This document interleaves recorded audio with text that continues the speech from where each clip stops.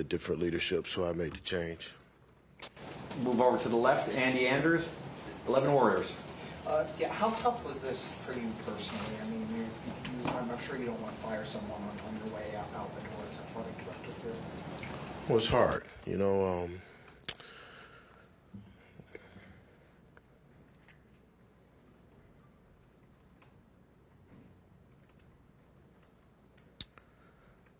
It's really hard. Spencer When Holtmann. you have good people and you care about people, then it's hard. If you don't have a good person and you really don't care about the person, it's easier. But when you care about someone like I do, it makes it hard. I apologize. I apologize. Spencer Holbrook, Letterman Row. Gene, is there a process that you're going to go through with Ross as far as getting the next steps done, and what does that look like since he's still finishing things up and you're obviously finishing your own journey? Yeah, I've had good communications with Ross along the way here about this issue, and shared with him along the way the decision that had to be made.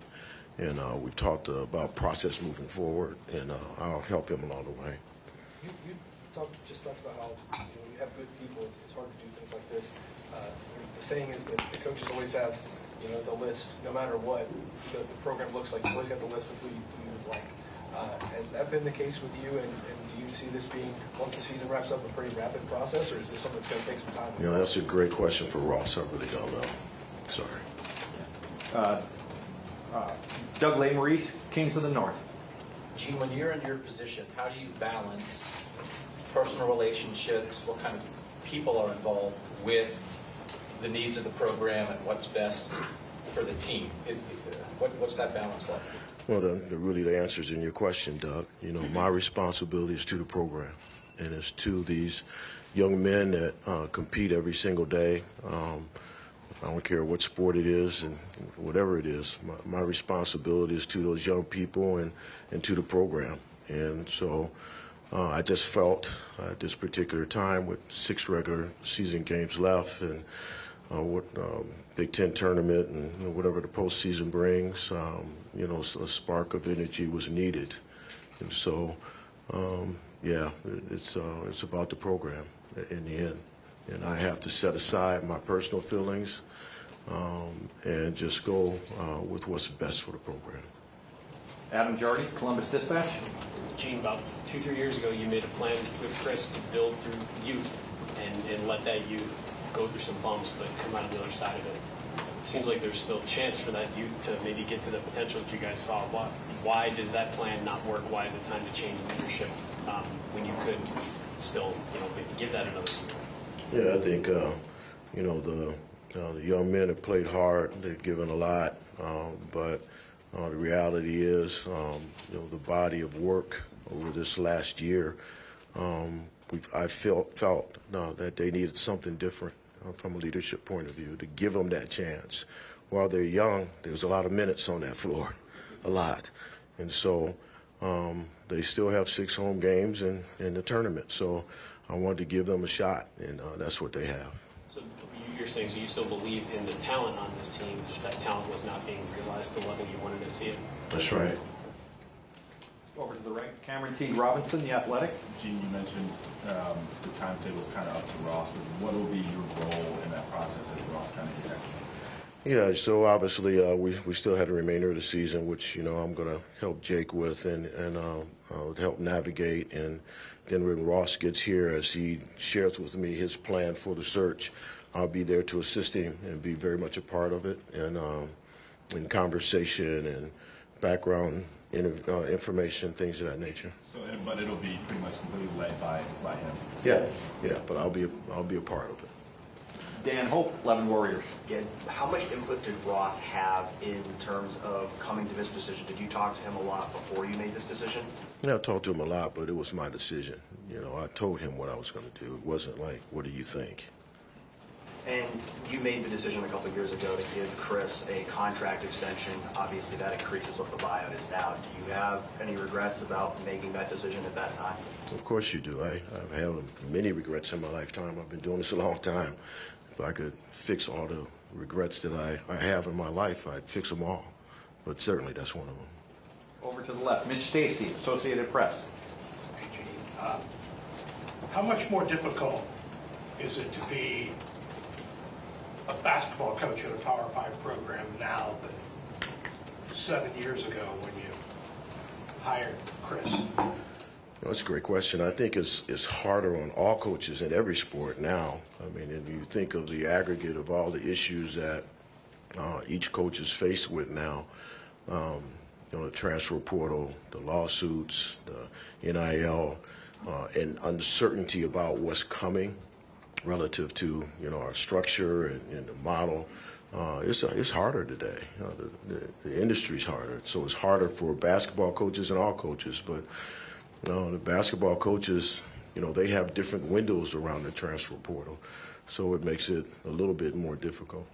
How much do you think Chris struggled with all those changes? Was that part of it? That's a good question for Chris. I'm not going to get into that. I appreciate the question, though. That's not for me to answer. Back row in the middle, Clay Hall, WSYX. Were there things that you tried to change the course? I know you're not going to talk about where he fell short, but was it the same kind of thing? And what did you tell him? I think we need to do better here, there. Yeah, Clay, I'm not going to get into that. I appreciate that. With all due respect, I'm just not going to go there. Andy Backstrom, Letterman Row. Gene, you talked about how it's getting harder now for college basketball coaches. Just what is the standard right now for Ohio State men's basketball in a changing landscape of just college sports? There's nothing changed for any of our sports. I think we have 13 or 14 ranked in the top 25 right now. Well, we're getting ready to watch a great one. I mean, nothing's changed. I mean, all of our programs have the same standard. The blessing that we have at The Ohio State University is to recruit to this platform, to recruit to Columbus, the resources that Buckeye Nation provides us. So the standard for men's basketball is the same. Be in the hunt, periodically win the championship, and go deep into the postseason. And that hasn't changed. And so that hasn't been accomplished. We need to do better. Back row, Steve Hellwagen, 24/7 Sports. Yeah, Gene, back straight ahead. To make a decision of this magnitude with this amount of money involved, I assume that President Carter had to be involved. What were those conversations like? You've just gotten to know him in the last 3 months. Just what were those discussions like, I suppose? President Carter is unbelievable, obviously because of his athletic background and his understanding of our space. Conversations are pretty straightforward and frank, and he's a decision maker, which I like. There's no gray area. And so he agreed, he supported, and we made the decision. If I can also ask, 19 years you've been here, so many great ups, downs, big great things have happened, great accomplishments. As you bring in Ross and welcome him to this community and everything that goes with it, what are the recommendations that you're going to make to Ross about what can be done to improve the fan experience, the overall environment, and getting people to come back to the Schottenstein Center to watch Ohio State men's basketball? It just died on the vine in the last 3 years. What can you do? What can you recommend to him in your mind that needs to be done? Yeah, it's so funny. I mean, you guys are opinion makers. To say that it died on the vine. Lowest attendance you've ever had. Yeah, but it's still 8,000. I mean, we can debate that all we want to, but at the end of the day, this is 8,000 fans at the last game that we won. So the facts are this. We have to have expectations consistent with reality. There's going to be games throughout the year where you're going to only have 8 or 10. You guys seem to forget that conversation from like 10 years ago. The reality is that's going to happen. It happened during Thad Matta's years. Go back and look at the numbers. There were 8,000 and 10,000 fans periodically throughout the season. However, to your point, there's got to be 6, 7, or 8 games where we're close to that sellout or at the sellout. We haven't had that, to your point. That's really what you're talking about. It hadn't died on the vine. At the end of the day, We need to get better. We need to win. And my advice to Ross is simple. Product, place, price. That's marketing. You got to win. You got to win. Adam King, WBNS. Kind of going off of that, Gene, you've done a good job in your career bringing in good people that are also good coaches. I know you're not going to make this decision with Ross, but how much are you going to try to instill what it takes to put Ohio State back where they were just 10 years ago in the program? While also, right, I'm going to be all in. I'm going to be all in with Ross. I'm going to be honest, forthright, authentic, and genuine, and tell him that, we got to find somebody that has the X's and O's and those talents and skills, but they got to fit our values. They got to fit our culture. So I'll be involved. It'll be heavy. Guys, I'm going to go just a few more questions over to the right. Pat Murphy, 24/7 Sports. Gene, you mentioned the last few games, but 9 of the last 11 have been losses. Why was this game after Wisconsin the time you decided to pull the plug? Well, it's something I obviously have been thinking about for a little bit, and I am so appreciative that Jake Diebler stepped up and accepted the challenge. That's not easy. I hope you guys appreciate that what he's doing is not easy. And so my heart is with him to a great degree. But we have a little runway. You have days between now and Sunday where you have time to accept the emotions of this moment and adjust and begin to coach our kids. I mean, there's some games where you only have 2.5 days to recover. Actually, less than it's a day and a half because you get on a plane to go somewhere. So the runway for him is the best that it could possibly be when you're this deep in the season. So I'm so appreciative of him just stepping up and being a warrior and taking this on.